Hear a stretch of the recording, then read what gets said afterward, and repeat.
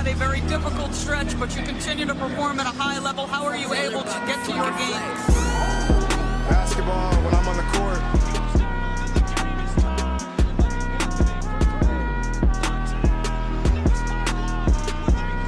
Rebecca, in the future, when you interview me, can you please take off your damn heels? He said, I'll present you, provided you let me wear your heels. We'll save that for later.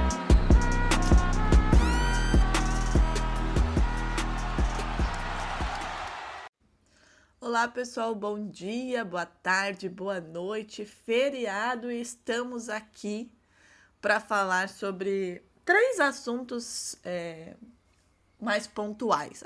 Geralmente a gente dá uma escapadinha e fala de uma coisa ou outra, mas são 3 as pautas do nosso podcast essa semana, 2 times aí que estão muito bem, obrigada, e problemas com lesões que inclusive geraram alguns comentários aí de Steve Kerr nessa semana, né, a respeito de o porquê que essas lesões insistem em acontecer. A lista só aumenta, a lista de jogador importante, né, jogador de primeira, segunda prateleira aí que tá fora por lesão, ela só aumenta. Um negócio impressionante, a gente já vai falar de 3 que entraram para essa lista aí recentemente e atualizá-la. Mas, Agatha Máximo, me diga como você está nesse dia 20 de novembro, feriado. Eu sei que a senhora está aqui, ó, contando os minutos para dar um mergulhinho. Pois é, menina, a vitória vem, né? Os refrescos, eles chegam. A gente tá com uma pequena voz de sono, mas isso é devido ao nosso comprometimento com esse podcast no feriado, né? Em acordar cedo para entregar um episódio para vocês. Mas, pois é, eu vim pra praia ontem à noite, choveu a noite inteira. Eu fiquei na torcida de que não chovesse de dia e parece que vai dar certo. Então, acho que hoje teremos praia sim. Choveu à noite para não chover de dia, minha filha. Melhor assim. Diga-se de passagem, Drica, 15-1, né? 15-1, um abraço. Ai, meu Deus do céu, ninguém aguenta a Agatha Máximo com esse time, mas tá certa. Tá certa, tem que aproveitar, foram muitos anos de sofrimento. Agora que a glória chegou, tem mais que aproveitar mesmo. Eu tô com o meu time ali que não sabe se vai tancar, não sabe se quer subir, não sabe o que quer fazer. Que eu acho que é assim, meu time, a parte que comanda fora da quadra pensa, não, vamos, a gente não vai a lugar nenhum nessa temporada, então vamos tentar pegar uma pique boa aí no draft, né? Nós temos um alvo muito específico. Porém, esqueceram de avisar Jaylen Brown, Derrick White, Peyton Pritchard, e os meninos estão ganhando aí o que dá pra ganhar, entendeu? Então vamos ver o que vai acontecer até final da temporada regular. Mas não é nem OKC, logo vai ter que ser, né? Logo vai ter que ser o OKC o nosso tema de episódio, porque não tem como fugir de um time que absolutamente não perde, né? Não é o OKC o nosso tema de hoje. O nosso tema de hoje é Detroit Pistons. Aliás, são, né? Porque são 3, já falei. São, primeiro, Detroit Pistons, Denver Nuggets e as lesões. Agatha Máximo, Detroit Pistons aí, você é muito jovem, quer dizer, eu também, né? Vamos lá. Quase 20 anos que a gente não vê o Pistons com essa pegada, né? Tá liderando o leste, diga-se de passagem, e é o melhor início de temporada aí dos últimos 20 anos. A gente tá falando de 2 décadas. Tem gente que ouve a gente que nem era nascido quando o Pistons tinha uma campanha, um desempenho, um basquete parecido com o que está acontecendo neste momento, né? Era 11-2 antes do jogo contra o Indiana Pacers, e no jogo contra o Indiana Pacers chegou a 10ª vitória consecutiva, que não acontecia, né, desde 2007 e 2008. E eu acho que é legal a gente fazer essa comparação, né, Agatha, porque assim, 3, 4, 5 anos atrás, o Pistons era piada. Eu vou pedir desculpa porque o meu vizinho tá batendo alguma coisa. Se aparecer um pá, é o vizinho batendo alguma coisa. Feriado é um negócio impressionante, né? Tá não. Voltando. No ruído. Deixa ele bater. Feriado, né? Deixa todo mundo trabalhar. Daqui a pouco eu vou lavar roupa também. Há 5 anos, o Detroit Pistons era basicamente piada, entre aspas, na NBA, né? Há 2 anos, eram 28 derrotas consecutivas para o Pistons. Agora, a gente tá falando de um time que chegou a 10 vitórias consecutivas, batendo, né, o seu recorde, voltando a fazer uma marca que não acontecia aí há praticamente 20 anos. E liderando o leste, né? Um leste que a gente já tinha falado lá no começo, né? Lá no pré-início de temporada, que seria um leste aberto. Porém, a gente imaginava ver outros times aí na ponta da tabela, né? Não era exatamente o Detroit Pistons com essa campanha, né? Hoje a gente tem, aliás, os 2 primeiros não apareceram no nosso radar no início antes da temporada começar, porque neste momento a gente tem o Pistons com 13-2, o Toronto com 10-5, o Pistons vindo de 11 vitórias consecutivas, o Toronto vindo de 5 vitórias consecutivas, fora da zona de playoffs direto nesse momento, Chicago Bulls, Sixers, Celtics e Orlando, e o Bucks fora de tudo, né? Temos aí, depois em terceiro, Knicks, o Cavs, o Atlanta Hawks e o Miami Heat. Assim, muito surpreendente, né, Agatha? Eu acho que, obviamente, que a gente já falava sobre esse Pistons, que existe bom material humano lá, já a gente vai falar sobre o Cade Cunningham, né, que mesmo fora o time continua nessa pegada. Então, assim, tem peças, mas eu acho que ninguém imaginava que seria nesse pique, com 11 vitórias consecutivas, né, Agatha? Para você, o que foi aí o ponto de virada para esse Pistons neste momento? Claro que a gente tá no começo de temporada, mas, assim, começar com 13-2, com 11 vitórias consecutivas, dá um gás aí para esse time. Mas para você, quais são os principais pontos de virada desse Pistons, de sair de 2 anos atrás de 28 derrotas consecutivas para, nesse momento, 11 vitórias consecutivas? Deixa eu até olhar aqui qual que é o próximo jogo do Pistons para fazer um panorama se a gente vai chegar na 12ª ou não. Não joga hoje. Cadê o Pistons aqui? Não joga amanhã. Ah, tá. Agora tá de folga geral. Não joga mais. Joga na sexta. Acabou a temporada. Stop Não joga mais. Joga na sexta-feira, dia 22. Aliás, sábado, dia 22, contra o Bucks em Milwaukee. Dá pra chegar na 12ª, né, Agatha? Vai chegar, especialmente porque estamos sem Giannis, né?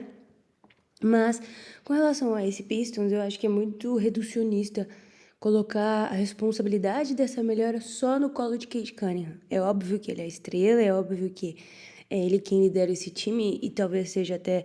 Talvez não, é o jogador mais talentoso, mas tem outras peças muito, muito importantes. E esse Pistons começou mal a temporada, né? Perde as 2 primeiras partidas, a gente acha até estranho, porque é um Pistons que foi muito bem nos playoffs, né? Que poderia ter passado até do Knicks em determinados jogos. Deveria, né, Agatha? Se não fosse a arbitragem da NBA, diga-se de passagem. Exato. E acho que o ponto de virada nessa temporada foi o jogo contra o Pacers, né? Foi um 127-112, mas especialmente porque o Jalen Duren assume, e numa partida em que o Cade Cunningham não tá fora por uma lesão no quadril, e ele faz 31 pontos, Drica, com 12 de 13 de field goal, mais 15 rebotes. Foi o mais jovem na história a marcar essa pontuação, né? Mais de 30 pontos, mais de 15 rebotes e mais de 90% de field goal, desde Dwight Howard em 2010. E assim, quem já assistia a NBA em 2010 sabe como que o Dwight Howard chegou na NBA, né? Foi o 15º jogo dele da carreira fazendo um 20-15, é o 6º maior número antes dos 22 anos, e foi o 4º da temporada, inclusive, né, empatando o Wemby.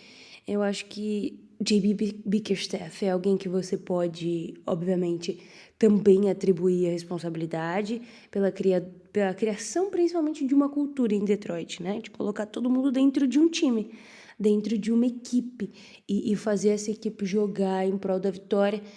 E assim, eles têm algumas magias, em alguns momentos muito parecidas até com o KC, né? O próprio Cade não estava jogando essa partida, e aí entrou o Dennis Jenkins, que eu duvido aí que 80% dos ouvintes conheçam o rosto, eu mesmo, se passar na rua, não conheceria. Conseguiu fazer 26 pontos, 8 assistências, um career high, e ajudar o time de uma maneira coletiva, né? Durante esse período até agora, a gente teve 4 jogadores diferentes sendo cestinhas nas partidas: o Cade Cunningham, o Duren, o Paul Reed, o Javonte Green jogando bem, 5 jogadores em dígitos duplos nesse jogo contra o Pacers, e acho que em marcas, em números especialmente, um ponto muito importante que sintetiza o DNA desse Pistons é a pontuação no garrafão, né? É o líder em pontos no garrafão da NBA. Contra o Pacers foi 66 pontos na área pintada e uma defesa muito forte. Terceiro melhor em rate defensivo, terceiro em turnovers forçados e steals, segundo em tocos. A única coisa que ainda é algo a se melhorar é os problemas por faltas, né? É o 28º em faltas e em free throws cedidos é o 29º. Então isso daí tem que ajustar ainda, mas defensivamente parece uma máquina muito bem alinhada.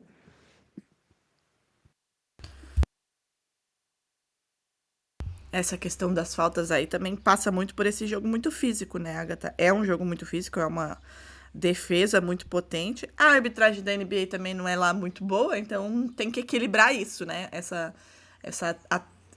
coisa física, né? Esse atletismo na hora da defesa, essa sede na hora da defesa. Também entender, né, o que a arbitragem... Tudo bem que é difícil também entender o que a arbitragem dá e não dá, porque cada hora é uma coisa, mas conseguir fazer esse equilíbrio aí, né, entre uma coisa e outra. Agatha, você falou muito bem sobre o Cade Cunningham, né, que ele é a estrela desse time, né, desde que chegou, é a estrela desse time, né, fica muito claro isso, muito evidente desde a primeira temporada dele, mas um time não se faz só com um jogador, né, e você trouxe aí vários jogadores que, até mesmo na ausência dele, tem dado conta do recado e os números estão aí para provar tanto números pessoais, né, números individuais, como a própria campanha do Detroit Pistons. Agora, falando do Cade Cunningham, né, por exemplo, né, para a gente entender a importância dele, o impacto dele e, inclusive, não vai ser, vamos adiantar aqui, mas uma narrativa de realmente um jogador que está jogando nível MVP, né, contra o Wizards, foram 46 pontos e triple-double para o Cade Cunningham, mesmo sendo uma atuação que não foi tão eficiente no sentido de aproveitamento, né? Ele arremessou muito para chegar nesses 46 pontos, né? Média no ano dele, quase 30 pontos, 27,5, quase 10 assistências, 9,9, 10, né? Vamos arredondar aqui. 5,4 rebotes e mais de um steal aí por jogo. Além disso, Agatha, além de ser um cara que pontua muito, né, que carrega realmente aí o time em pontuação, ele tem evoluído como criador do seu arremesso, né? Assim, é um jogador que tem evoluído em outros aspectos do jogo e criando o arremesso, né? Em pick and roll, por exemplo, quase 40%, 2 das 3 bolas de 3 pontos, né, do perímetro são criadas por ele e não vindas de assistências, então assim ele consegue, além de pontuar com a ajuda da equipe, obviamente, mas criar os próprios arremessos, né? E em drives ele está atrás apenas de quem? Do MVP, né? Da Agatha Máximo, de SGA, do homem. O homem que, pelo amor de Deus, ele só melhora, mas enfim, não vamos falar mais de SGA em algum momento. E assim, obviamente que o Cade Cunningham é a estrela do Detroit Pistons, é um jogador que, enfim, pontua muito, que cria seus próprios arremessos. Obviamente que isso vai chamar a atenção da defesa adversária. Então, em vários momentos, essa marcação em cima dele, ele tem dobra de marcação, ele tem os espaços, né, minimizados, e mesmo assim ele continua sendo dominante, né? Então, é um jogador que realmente está jogando no nível, né, de MVP. Obviamente que tem vários jogando nesse nível e tem o MVP que, caralho, né? Mas enfim, é um jogador que está jogando nesse nível e isso reflete diretamente na campanha e na maneira como o Detroit Pistons joga. A Agatha trouxe aí, né? Existe uma cultura em Detroit e essa cultura está cada vez mais evidente e o Cade Cunningham também passa por isso. E ele vai ter ainda, né, ajuda, porque tem vários jogadores aí para voltar. Assim como, né, ele lesionou, tem vários jogadores também para voltar.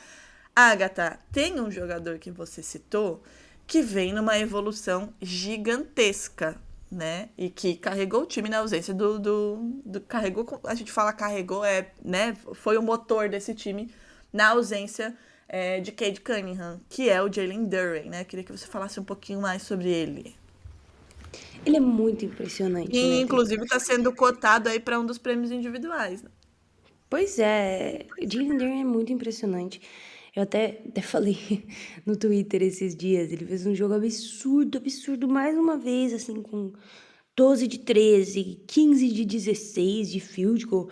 É óbvio que ele é um pivô e que a porcentagem dos arremessos se amplifica, né, por jogar debaixo da cesta, mas de qualquer maneira, a eficiência do Jalen Duren nessa temporada, como esse jogador próximo ao aro, é de coisas que a gente não vê há muito tempo.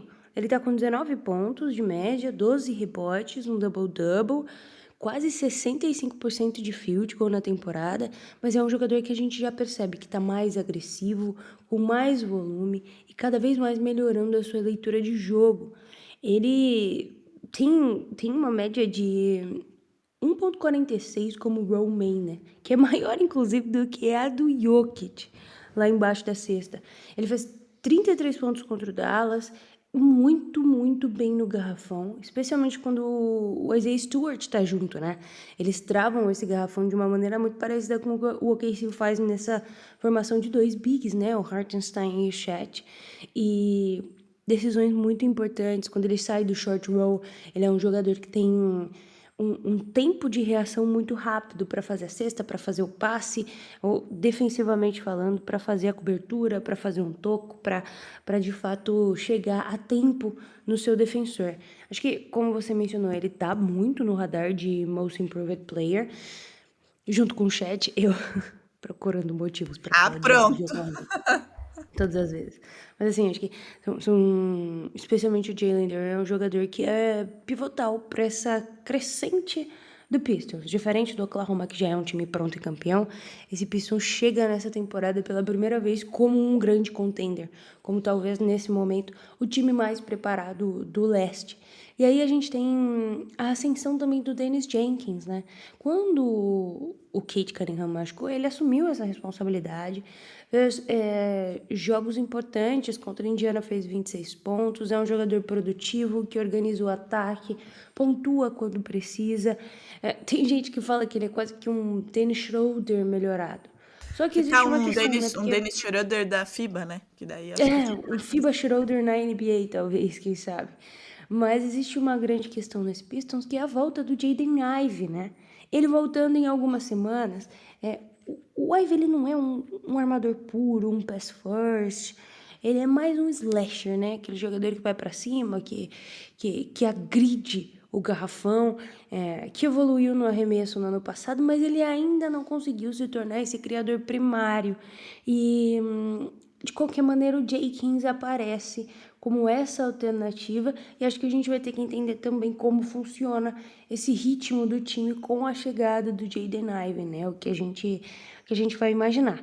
Olhando para os quintetos, Drica, o melhor quinteto desse time é um quinteto que tem Cade Cunningham, Duncan Robinson, Ausar Thompson, que assim, se você não viu o Ausar Thompson jogar, mas você vê muito o Amen Thompson, você tá vendo o mesmo jogador, basicamente. Não é só porque eles são gêmeos. Eles não são só gêmeos na fisionomia, né? Exato, são jogadores de mesmíssima qualidade. O Amen acaba tendo um pouco mais de holofote, por óbvio, porque o Rockets já tá mais no cenário, né? Já é um time mais badalado, o Kevin Durant chegou, mas o Ausar faz exatamente a mesma coisa que o Amen, tá? Com a mesma qualidade. Daí você ainda tem Isaiah Stewart e o próprio Jalen Duren, um time que tem quase 17 de net rating quando tá em quadra. E o Duncan Robinson caiu como uma luva nesse time, né? Encaixou muito bem vindo de Miami. E eu acho que o que a gente pode entender até desses apoios aí para Cade Cunningham e Jalen Duren é que o Jenkins, com a volta, obviamente, do Cade, fica mais no banco, com o Jaden Ivey talvez começando do banco também, para não mexer nesse quinteto inicial.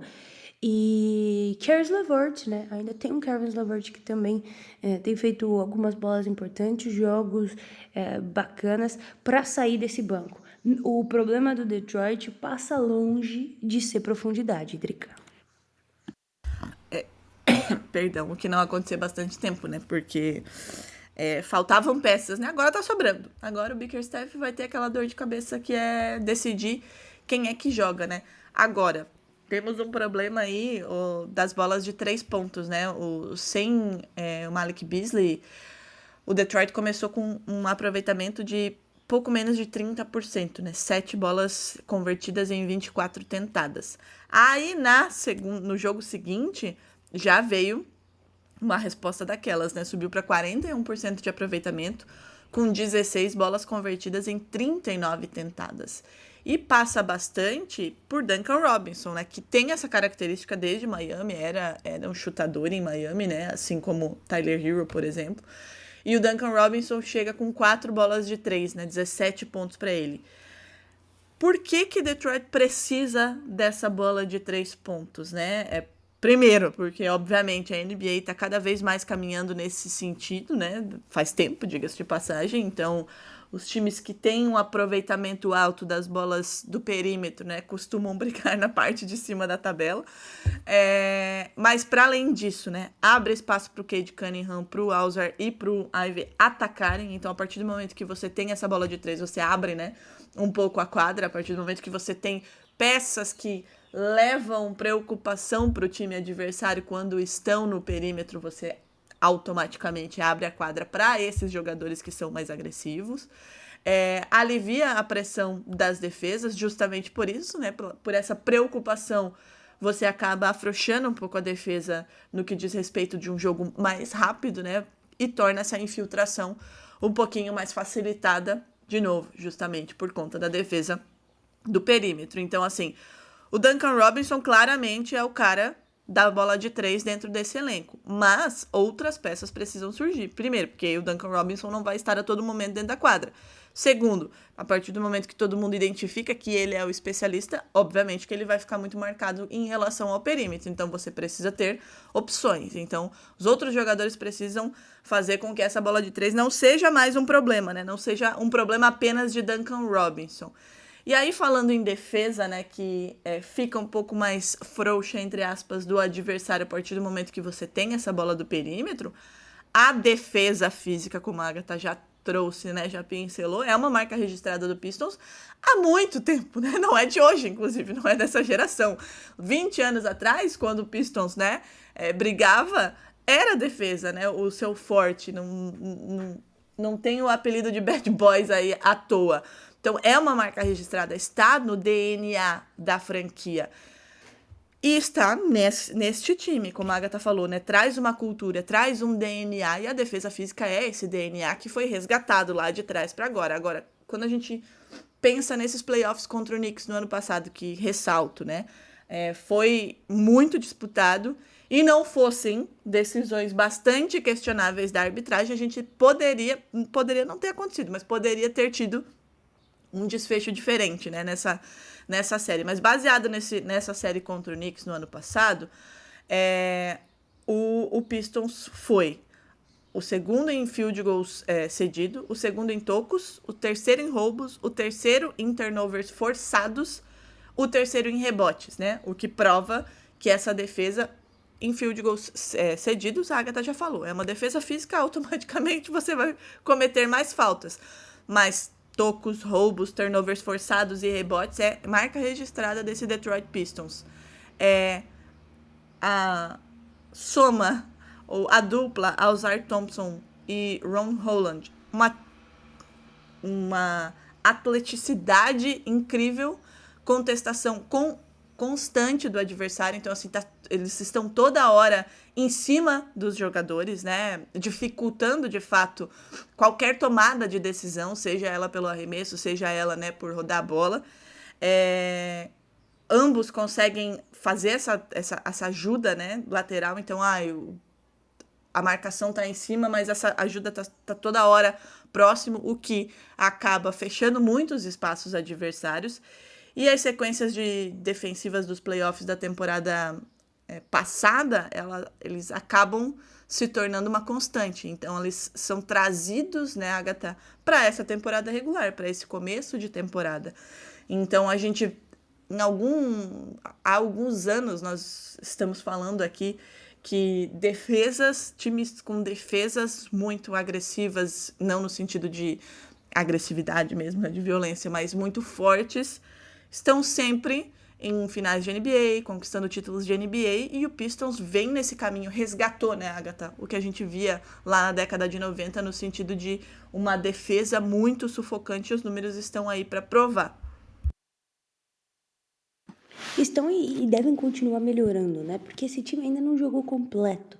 É um time que tá jogando, ganhando sem o Jaden Ivey, em alguns momentos sem o Stewart, sem o Sasser, sem o Thompson. O Jalen Duren, inclusive, não jogou alguns jogos, enquanto o Cade não jogou ontem. Outros. A rotação titular, ela tem pouco tempo junto àquela que a gente está acostumado. O fator mais importante, eu acho que para esse time é que o leste de fato está escancarado. Você tem um New York Knicks que está tropeçando, um Orlando Magic também tropeçando, um Chicago Bulls que caiu demais de produção, um 76ers que surpreende, mas ainda tem problemas muito claros, tem que evoluir, especialmente o VJ, o Embiid em alguns momentos com lesão. É um time que ainda tem cap, caso precise trazer mais alguém até a deadline, né? Abraçar algum jogador de rebuild, de times que decidem ir para rebuild e podem contribuir para esse Detroit. É um time que sofreu demais, apesar de ter uma grande história. Outro dia eu tava brigando com alguém. Alguém falou que algum time era maior Brigando que com o alguém no Detroit Twitter, Pistons. provavelmente. É lógico, é lógico. Que algum time era maior. Ah, que o Miami Heat era maior que o Detroit Pistons. Eu acho que, enfim, se você é torcedor do Miami Heat, isso é óbvio, mas a importância cultural do Pistons na década de 90, e especialmente como esse primeiro time, eu acho que se adapta defensivamente ao novo modelo de zona da NBA ali nos anos 2000, né? Esse time que é campeão em 2003, no que para muitos é o campeonato mais feio da história da NBA, né? Os times ainda não tinham muito entendido muito bem como defender, como atacar na zona, e esse Pistons foi o primeiro time a descobrir, muito merecidamente vence a NBA lá em 2003. Depois disso passa por momentos muito complicados, né? De não conseguir se reformular, de não conseguir montar um elenco homogêneo para competir de novo, num leste que passa por várias mudanças e fica difícil com o LeBron, fica difícil com outros players importantes, mas que agora, ao abrir caminho, né, abrir a porteira, sem os principais times jogando bem, esse Bucks fora dos playoffs, né, mesmo com o Giannis aí no top 5 para MVP, um Celtics obviamente bastante baleado sem Jason Tatum, tá aproveitando. Eu acho que é isso que torna times campeões, aquilo que a gente sempre fala. Ter um bom elenco é bacana, jogar bem é bacana, mas saber aproveitar as chances, se utilizar da sorte e evoluir no momento certo também é muito importante. Eu vejo esse Pistons alçando voos gigantescos nessa temporada, dado o conjunto da obra, né, Drica? Olha, só digo uma coisa, se eu tiver que enfrentar o Detroit Pistons num eventual playoff, que eu não sei nem se eu vou chegar, não quero. Não quero porque não gosto de time físico, machuca todo mundo do meu time é meio de vidro, né, às vezes, especialmente em playoffs, então não quero. Mas eu acho que torcedor do Pistons aí, o de outra geração que chegou a ver, né, o Pistons de 90, de 2003, está bastante feliz, imaginando que aqueles momentos de glória talvez estejam retornando. Para quem é bem jovem, aproveite, né? Porque viu muita coisa ruim nos últimos anos, então é bom aproveitar essa construção desse Nuggets aí, já tô pulando para outra pauta, desse Pistons que vem forte nesse leste, especialmente como a Agatha falou, um leste tão aberto, né, nessa temporada que ninguém sabe direito para onde vai. Agora, vamos para o outro lado, vamos para a Conferência Oeste, porque temos aí um Nuggets que a gente sempre fala aqui, né, desde o título, até antes do título, né, até porque a base vem sendo mantida nesses últimos anos, que é um time com uma profundidade muito grande, muito estável, mas que erra em alguns momentos, né, Agatha? E a gente teve a derrota para o Bulls, que inclusive, né, começou muito bem, agora tá ali mais no meio da tabela do leste, por 130-127, com uma tentativa ali do Jokic, né, da meia quadra de empatar o jogo, e tentar forçar uma prorrogação, que inclusive prorrogação nesse começo de temporada tá distribuindo prorrogação aí, né? Foi a primeira derrota em casa do Nuggets para o Chicago Bulls, caindo aí para uma campanha de 10 vitórias e 3 derrotas. Só que assim, mesmo quando o Nuggets perde, ele tem perdido por pouquíssimos pontos, né? 6 pontos, 2 pontos, 3 pontos. Essas são as diferenças das derrotas do Nuggets. Então, é detalhe, de fato, né? Para mostrar que o time não é perfeito, e de fato não é, né? Agora, o que esse jogo contra o Bulls trouxe, né? Trouxe para esse Denver Nuggets. Primeiro, né? Foi ali uma derrota no detalhe, aquele drama, né? Com o Jokic tentando forçar um arremesso no fim, tentando forçar uma prorrogação, mas que trouxe aí vários jogadores com uma pontuação individual muito alta, né? Como costuma ser, né? O Jokic carrega muita pontuação, mas, por exemplo, o Aaron Gordon terminou o jogo com 24 pontos e 10 rebotes, o próprio Jokic, como já é de praxe, né? Com triplo-duplo, 36, 18, 13, o Cam Johnson com 19 pontos, o Jamal Murray com 34, então aí a gente já tem 3 jogadores com mais de 20, 2 com mais de 30 e o Johnson com 19 pontos, né? Agora, no duelo entre os titulares, a gente teve 16-2, né? Do Chicago Bulls ali no início do segundo quarto. E é um Chicago Bulls que continua sendo uma grande incógnita, né? A gente não sabe exatamente o que vai acontecer. Naquele momento, o Jonas Valanciunas não volta, fica 5 minutos fora, com 15 pontos adversários, e aí não saiu mais do banco, né? Não voltou mais para a quadra. Agatha, fazendo a dupla linha Jokic e Jamal Murray, que no quarto eles explodiram, mas não foi suficiente, né, Agatha? Bom, primeira vez que, como você mencionou, que esse time perde em casa, eu acho que, apesar de uma excelente partida do Jokic, que eu acho que também é chovendo molhado, né, Drica? Isso não é uma variável, é uma constante desse time, 36 pontos, 18 rebotes, 13 assistências, o Jamal Murray jogando muito bem nessa temporada, com 34 pontos, 11 rebotes, desses 34 pontos, 18 vieram no quarto, né? O Jokic fez 11 pontos no último quarto. Eles praticamente carregaram esse ataque, marcaram praticamente tudo que o Denver produziu na parcial do último quarto, e mesmo assim a vitória escapou. E aí, acho que tudo passa muito pelo banco, né? Apesar de ter uma das melhores segundas unidades da liga, se a gente olha o histórico da temporada, o time do Nuggets marcou apenas 9 pontos combinados, né?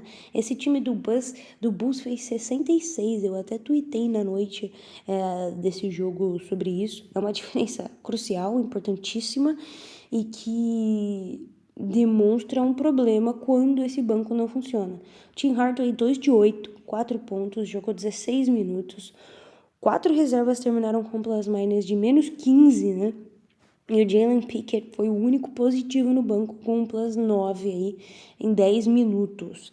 Acho que essa queda de produção da segunda unidade alterou bastante as decisões de rotação do jogo e ajudou também, de certa maneira, a abrir a porta para a vitória do Bulls. Foi mais um jogo do Jokic com mais de 30 pontos, né? E triple-double. Ele está com média de triple-double nesse começo de temporada. É o 8º dele em 13 jogos, Drica. O resto É da ridículo, NBA né? É ridículo, tem ridículo. 17 combinados até então. Não vi se ontem alguém marcou triple-double, mas até pelo menos terça-feira era esse o número, tá? Ele lidera a NBA em rebotes e assistências e tem um true shooting que a gente já sabe que continua altíssimo. Historicamente, Drica, ele tem uma eficiência parecida com o do Westbrook quando ele fazia triple-double, né? O Nuggets vence por volta de 78% das partidas quando ele anota aí o triple-double, mas essa não foi uma das noites, caiu aí para os 22%. Outro fator importante é que o Cam Johnson apareceu, finalmente, né? Eu que torço demais para ele dar errado lá, dentro de quadra, aquela coisa tranquila, amistosa de apenas um rival. Vi ele marcar aí 19 pontos, 4 rebotes, 3 assistências, 5 bolas de 3, né? Acho que é a melhor atuação recente dele e um sinal de que, de fato, ele pode achar ritmo nesse elenco, porque ele tem oscilado demais, demais. Só que se ele encaixar, ele amplia o leque desse Nuggets nas opções ofensivas, especialmente. Eu tenho falado sobre como o Aaron Gordon entra em conversas para o segundo jogador desse time, né? E não mais o terceiro. Ele é um espaçador importante porque ele evoluiu demais na bola de 3. O seu chute permite que o time do Nuggets coloque em quadra lineups mais flexíveis, porque ele não fica mais limitado a perto da cesta ou ao mid-range, ele pode espaçar, inclusive arremessar muito bem. Você ainda tem Hardaway Jr., Bruce Brown, Peyton Watson, que jogou muito bem nos playoffs, né? O Jonas Valanciunas entrando no lugar do Jokic, que deixa o Jokic um pouco mais tranquilo. Fora o Strouter, o próprio Jalen Pickett, que estão ajudando a montar um núcleo mais profundo desse time que sofre com a questão do banco. Acho que esse jogo é aquele jogo que dá para apontar exatamente o que deu errado e por que o time perdeu. E nesse caso, foi os outros jogadores do restante do elenco não conseguindo ajudar na produção ofensiva. A nova filosofia desse time, com o Adelman, né, é preservar o gás dos titulares. Jogar mais de 10, 9 jogadores aí para evitar os desgastes em séries longas aí, de back-to-back, de viagem, para que eles cheguem completos, inteiros nos playoffs. O Adelman tem variado bastante esse grupo, né? Buscando minutos de qualidade no banco. Contra o Minnesota, o time foi muito bem sem o Brown e sem o Ken Johnson, com o Hardaway marcando 23 pontos naquele jogo, por exemplo, né? E aí, isso ajuda, obviamente, a reduzir o declínio de desempenho quando o Jokic descansa, algo que eu acho que é historicamente o maior problema da equipe, né, Drica? Não dá pra ficar só no Jokic, né? Só pra trazer um paralelo, né, sobre esse jogo contra o Bulls, você falou, né, que o banco do Bulls marcou 66 pontos, mais do que os titulares, né? Porque os titulares marcaram 64. Então, essa questão dessa nova filosofia de ter mais gente jogando, ela também precisa, né, refletir em pontuação. Não foi o que aconteceu nesse jogo, mas também não é uma coisa que vai se repetir em todos os jogos, né? E é isso, identificar o que deu errado e corrigir, até porque o Nuggets está na parte de cima, né, da tabela de classificação, não é exatamente um time que tem errado com constância. Hoje é o segundo colocado atrás apenas, né, do OKC, que perdeu um mísero jogo, enquanto o Nuggets perdeu 3. E aí a gente vem para essa nova filosofia, mas também com uma defesa e uma eficiência muito alta, né? Fechando ali uma tríade de um time de sucesso, que é ter uma rotação importante para poder descansar os seus principais jogadores, né? Visando já, como você falou, viagens longas, back-to-backs e playoffs, né? Que a gente sabe que é muito desgastante, com uma defesa e uma eficiência lá em cima, até porque o Nuggets tem esses dois pontos muito com marcas muito altas, né? O offensive rating do Nuggets, 124,3, o segundo. E o defensive rating, ele está em terceiro, com 111,2, né? O que mostra que, com relação aos anos anteriores, né, título e temporadas passadas, teve um salto muito grande. E passa muito, como você acabou de falar, com o Aaron Gordon também, que tem evoluído muito, se tornado um jogador muito completo, né? Mas não só ele, obviamente, né? A gente tem proteção de aro com o Jokic e Valanciunas, a agressividade do Gordon, do Watson, do Brown, quando todos eles estão saudáveis, né? E além disso, essa coletividade implantada nesse Nuggets, não apenas ofensivamente, mas defensivamente também. Agora, o Jokic tem se destacado defensivamente, né? Ele tem gerado aí, em média, 2 roubos por jogo, o que é bastante, né? Considerando aí o panorama geral de um jogo. Agora, a gente sabe que Jokic e Jamal Murray continuam aí sendo, inclusive, citados como uma das melhores duplas da NBA, apesar, né, de Agatha mostrar que o Aaron Gordon tá chegando aí para atrapalhar esse casamento. essas derrotas muito apertadas aí que Ou abriu o casamento, né, Drica? Ah, Nessa era de relacionamentos pode ser modernos. também, pode ser, né? O Big Three. Exato.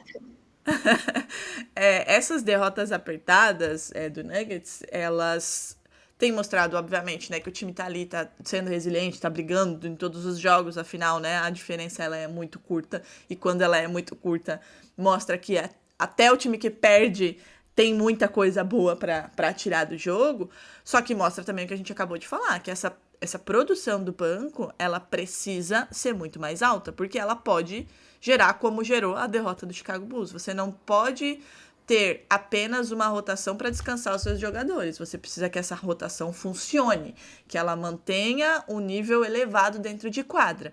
E essa derrota contra o Chicago Bulls, eu acho que ela é muito... clareia muito isso. Essa produção do banco, ela precisa ser muito maior. Agora, se essa profundidade do Nuggets, né? A gente tem aí a volta do Johnson e do Brown voltando com saúde, né? O Watson e o Pickett contribuindo, aí o time vai se colocar aí como um candidato sério nesse Oeste a atrapalhar o OKC.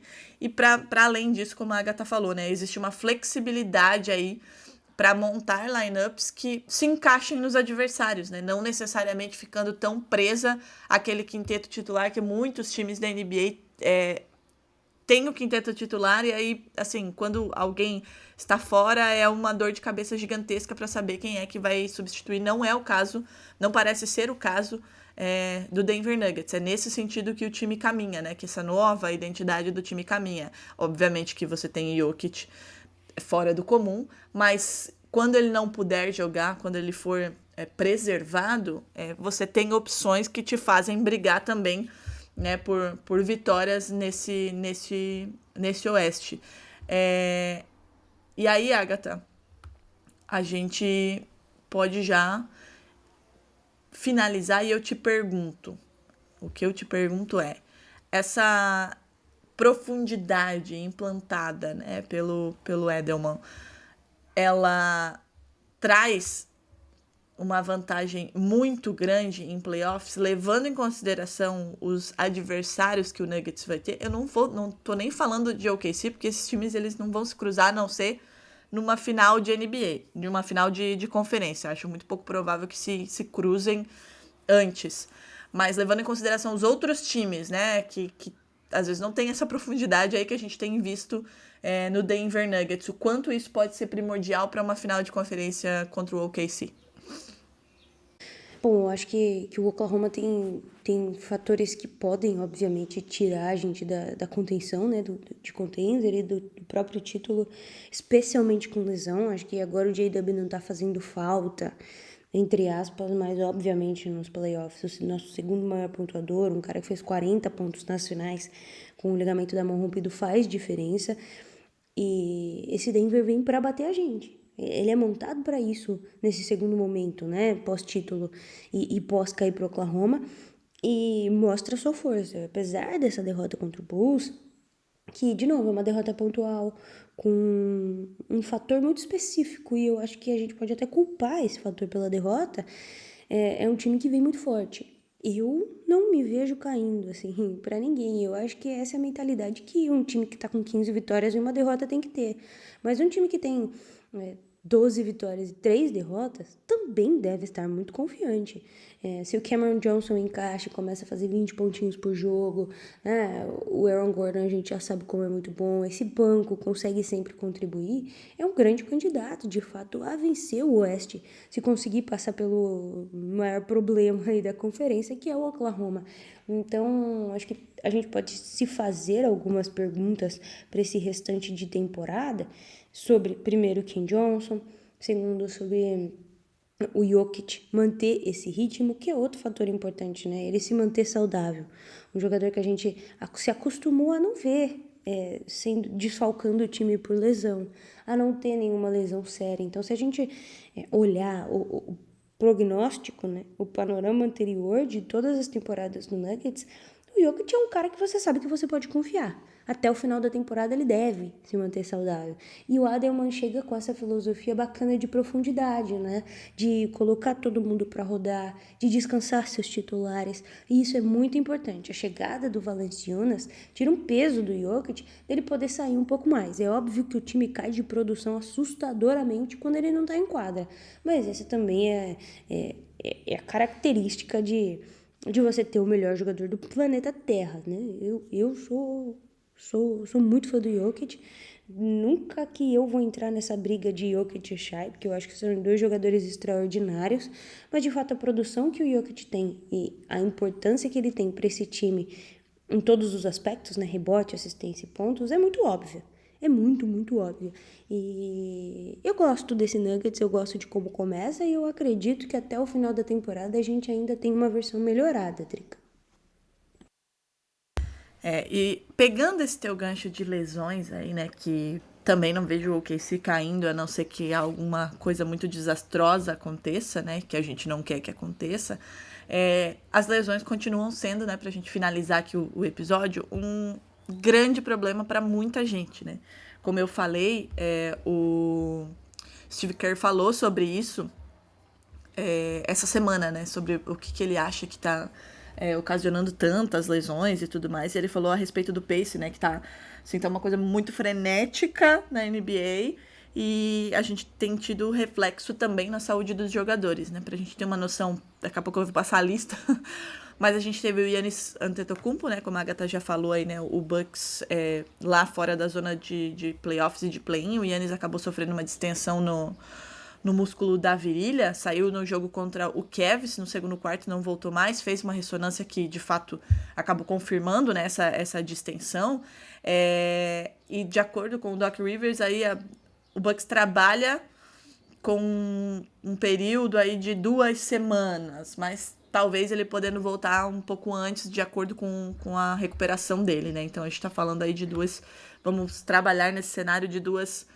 semanas sem o Giannis Antetokounmpo, que nos 13 jogos antes, né, dessa lesão, vinha com uma média de 31 pontos, mais de 10 assistências, mais de 10 rebotes, aliás, quase 11 rebotes e quase 7 assistências. Então é um impacto muito grande aí para um Bucks que precisa muito do Giannis Antetokounmpo, né? Se com o Giannis o time já tá lá, né, na parte de baixo da tabela, fora da zona inclusive de play-in, imagina sem o Giannis, né, que carrega tudo isso, né, carrega pontuação, que acaba contribuindo de maneiras diversas com esse Bucks. Além do Giannis em Milwaukee, os Spurs aí estão com um probleminha um pouco grave, né? O Stephen Castle acabou sendo diagnosticado também com uma distensão aí no flexor do quadril, que confirmou, né, a ressonância acabou confirmando também de 1 a 2 semanas, então vem mais ou menos aí nesse período do Giannis Antetokounmpo, ele que estava com uma média de mais de 17 pontos, mais de 7 assistências e mais de 5 rebotes, mas também tivemos o Wembanyama, né, fora com uma distensão na panturrilha esquerda, também confirmada já em avaliações, e a previsão, embora o Spurs não tenha divulgado nenhuma previsão exata do retorno, há aí reports que falam de reavaliação em 2 a 3 semanas. E aí, no caso do Wembanyama, Agatha, eu acho que a preocupação ela é muito clara e justificada, porque a gente está falando de panturrilha. E lesões na panturrilha não se pode subestimar, né? Ano passado a gente teve, por exemplo, Tyrese Haliburton, que estava com a panturrilha meio fodida, foi indo e acabou acontecendo, né? O que aconteceu. Obviamente, que era final de NBA, não vou julgar aqui, né? Mas, enfim, lesões na panturrilha podem trazer lesões muito mais graves se a recuperação for apressada de alguma maneira. Há reports aí também que falam que o Wembanyama já está participando de algumas atividades leves ali, né? Parecendo bem. Mas, assim, é um problema que precisa ser tratado com muita cautela, porque a gente viu, inclusive recentemente, aí, né, lesões muito mais graves virem depois de lesões na panturrilha não tratadas corretamente. E aí o Wembanyama já teve, né, aquela trombose no ombro no ano passado. Então, assim, a peça central desse Spurs. Então, toda a cautela e toda a preocupação é pouca, né, Agatha? E precisa ser, né? Você tá falando do futuro da liga, mais do que o seu franchise player, é o jogador que pode mudar, de fato, o cenário. E, bom, acho que a grande preocupação com o Embiid, de fato, é a questão da lesão, né? É um jogador muito grande.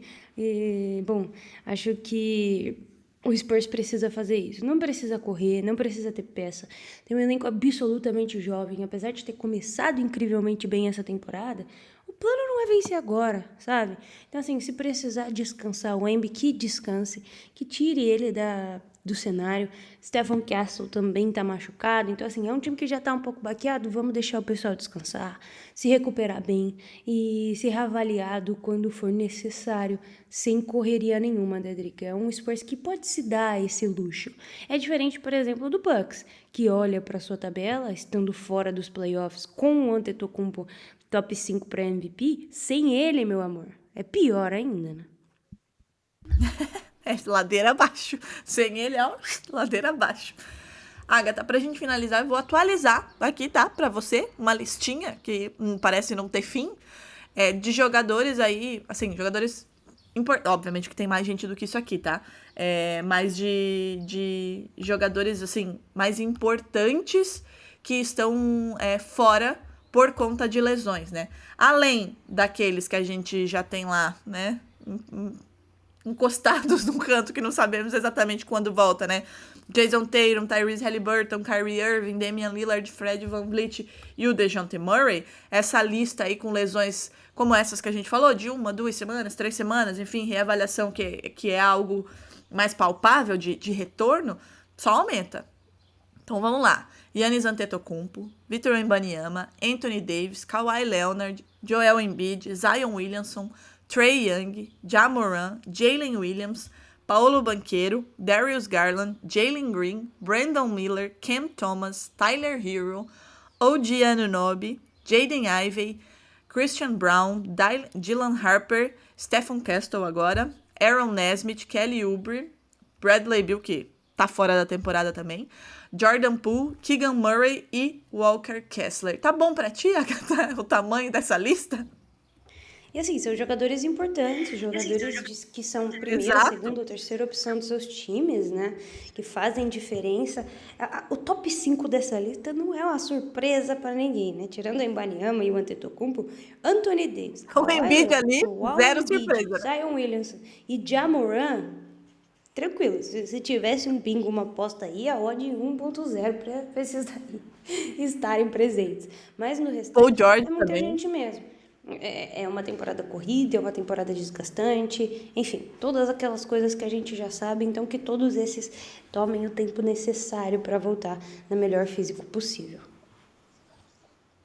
Exatamente. Provavelmente essa lista vai aumentar, por exemplo, na semana que vem, porque a gente tá vendo realmente, assim, as lesões parece que explodirem, né? É o que o Steve Kerr falou. Mas é isso, né? Cada franquia ter a paciência necessária para preservar os seus jogadores. Como a gente falou do Wembanyama, sem forçar nada, porque é uma lesão que ela acaba acarretando em lesões muito mais graves se você acelera o processo. Não precisa acelerar no caso dos Spurs, né? Obviamente. E é ver em que momento esses jogadores irão retornar para esta temporada da NBA. E eu espero profundamente, Agatha, que nada atinja seu time, tá? Porque eu gosto muito de vê-lo jogar e que apenas volte quem tem que voltar e ninguém mais saia. É isso. Algum recado paroquial pra gente finalizar, Agatha Máximo? Sim, último recado. Segunda-feira e terça-feira, se necessário, faço os semifinais dos playoffs do Paulista Feminino. Santo André contra o Corinthians. Estarei no Vladimir Marques. Quem estiver por lá pode me dar um oi. Segunda-feira às 7 e terça-feira, se necessário, também às 7, Drica. Mas quem estiver por longe pode assistir na Corinthians TV. Tá aí, então. Quem for de São Paulo, cola lá no Vladimir Marques. Quem não for, Corinthians TV, para assistir aí Corinthians e Santo André e ouvir a Agatha Máximo. Então é isso, gente. Semana que vem a gente volta. Deixem aí os seus comentários. A Agatha sempre fala, né? Pode comentar no Spotify, pode comentar no Instagram, Twitter, onde vocês quiserem. Querem sugerir ou querem ouvir algo, querem que a gente faça alguma coisa de algum tema específico, podem sugerir também. A gente gosta das sugestões de vocês. Drica, Semana que vem. tem Diga? Tem um comentário do episódio passado, eu tô tentando abrir aqui, porque eu estou na praia, né? Eu vim pra praia, então se o meu áudio estiver horrível, Deixa eu ver se eu acho é aqui. culpa da minha O folga. celular tá carregando. Da minha folga, eu tô abrindo aqui. Foi um comentário muito simpático, por isso que eu quero ler aqui. O Pedro falou que a gente só tem um defeito, que a gente deveria fazer mais episódio com mais frequência. E ainda falou, tô acostumado com Belgrado, eu sei que eles são malucos. Pois é, Pedro, eles são malucos, isso é um fato, mas aproveita a gente nos playoffs, né, que a gente solta episódio diário. A gente acha que a gente faz desse jeito, uma vez por semana, para que vocês valorizem mais também nos playoffs, tá? Mas prometo que a gente tem muita coisa aí para vir, vão sair mais episódios, não necessariamente com a gente, mas mais coisa do NBA das Minas. Exatamente, gente. Obrigada, né? Que bom que as pessoas querem ouvir mais a gente, mas, enfim, é o que a Agatha Quem disse pra diria, vocês. né? Quem diria que as pessoas querem ouvir a nossa voz? Mas aproveitem os episódios semanais. E é o que a Agatha falou. Quem tá chegando por aqui agora, a gente tem episódios semanais. Enfim, porque as agendas são meio atribuladas, gente. E nos playoffs é todo santo dia, tá? Aí tem overdose de NBA das Minas pra vocês. Mas então é isso. Semana que vem a gente volta. Vou deixar a Agatha aí aproveitar a praia dela. E eu, como uma trabalhadora que nunca tem folga, estou de folga hoje, vou aproveitar para lavar toda a minha roupa. É isso. Semana que vem a gente volta. Um beijo.